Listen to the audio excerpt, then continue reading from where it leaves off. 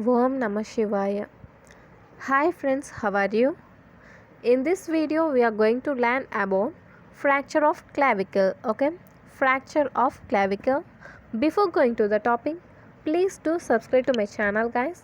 Trust me, it shortens your learning time with better knowledge. Watch this video. If you like my explanation, please subscribe. Fracture of clavicle. The clavicle is the most commonly fractured bone in the body. It commonly fractures at the junction of its lateral one-third and the medial two-third due to the blow to the shoulder or indirect forces, usually as a result of the strong impact on the hand or shoulder. When a person falls on the outstretched hand or the shoulder, the fracture occurs.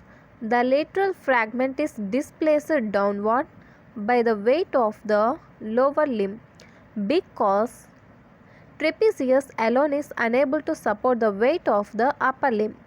In addition, the lateral fragment is drawn medially by the shoulder adductors like teres major.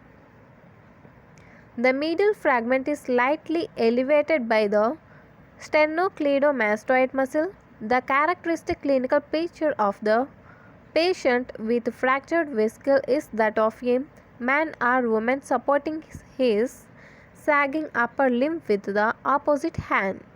The fracture at the junction of lateral one-third and medial two-third occurs because these are the reasons why the fracture at the junction of lateral one-third and medial two-third. Okay. See what are the reasons? Because this is the weakest site.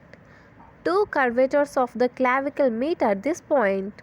This is the second reason, and the third reason is the transmission of forces due to impact from the clavicle to scapula occur at this site through coracoclavicular ligament. See once again.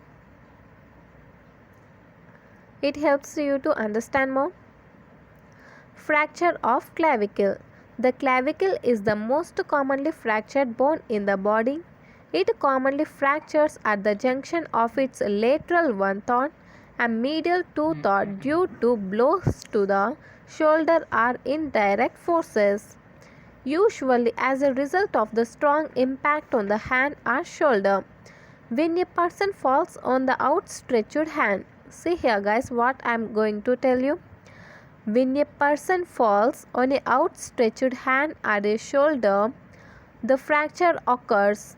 The lateral fragment is displaced downwards. See here, the lateral fragment is displaced downward. Why this occurs? Due to the weight of the upper limb. By the weight of the upper limb, the lateral fragment is displaced downward because trapezius alone is unable to support the weight of the upper limb. Because the muscle trapezius itself unable to support the weight of the upper limb. In addition, the lateral fragment is drawn medially by the shoulders. Okay, that means this lateral fragment is drawn downward and medially. And it drawn medially by shoulder adductors. Okay, shoulder adductors drawn the lateral fragment medially, and the shoulder adductors mainly teres major. We are talking about the teres major. The medial fragment is slightly elevated. See here guys, the medial fragment is slightly elevated by the sternocleidomastoid muscle. See here guys, which muscle elevated the medial fragment? Sternocleidomastoid. Okay, sternocleidomastoid muscle, it draws upwards. Okay, this medial fragment is drawn upwards by the sternocleidomastoid. This is the muscle of the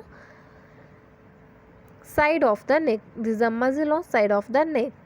The characteristic clinical picture of the patient with a fractured clavicle is that of a man or woman supporting his sagging upper limb with the opposite hand.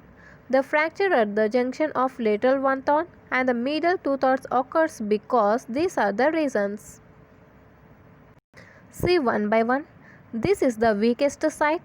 Two curvatures of clavicle meet at the lateral 1/3 and medial 1/3, and the transmission of forces due to impact from the clavicle to scapula occurs at this site through coracoclavicular ligament. Remember this ligament, guys, which is coracoclavicular ligament. Okay, coming to the figure. See this figure. This figure shows the fractured clavicle. Okay, this figure shows the fractured clavicle. This is the fractured clavicle. Okay, this is the lateral fragment and this is the medial fragment. See this line, guys. This is the junction of lateral 1/3 and medial 2/3 of the clavicle. If you observe here, lateral fragment is drawn downwards and medially. Okay, this lateral fragment is drawn downward and medially. This lateral fragment drawn downward because only the trapezius muscle unable to bear the weight of the upper limb. Only the trapezius muscle alone is unable to support the weight of the upper limb, so it is drawn, so the lateral fragment is drawn downward. If you observe this arrow, it shows downward. Okay, and next see this arrow. See this arrow, guys, which is shows towards the medial, shows towards the body, that means medial. And this clavicle is drawn medially by the adductors. Okay, by the adductors teres major and pectoralis major. These two muscles drawn this lateral fragment medially. Okay, if you observe this arrow, this is towards the body, that means medially. And the next, see this arrow, this is for the medial fragment. See this is the medial fragment, and the medial fragment is slightly elevated by the muscle sternocleidomastoid. Sternocleidomastoid muscle elevates the medial fragment. Okay, I think all you know, sternocleidomastoid is present in the side of the neck.